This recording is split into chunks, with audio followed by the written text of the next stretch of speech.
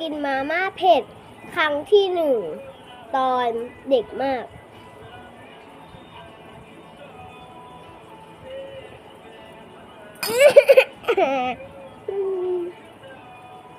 เมื่อเรากินมาม่าเผ็ดครั้งที่100 ล้าน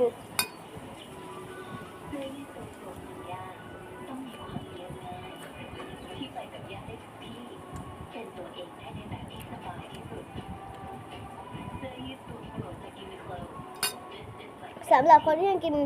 แบบเผ็ดไม่เป็นนะคะหนูเป็นกำลังใจให้ค่ะหนูสมมุติให้แล้วว่าตอนเรากินมาม่าเผ็ดครั้งแรกเราก็ร้องไห้ก็กินน้ำอย่างเงี้ยนะคะตอนนี้แสดงให้ดูแล้วว่าครั้งแรกเราก็เป็นแบบนี้เหมือนกันค่ะก็คือคนที่ยังกินไม่เป็นนะ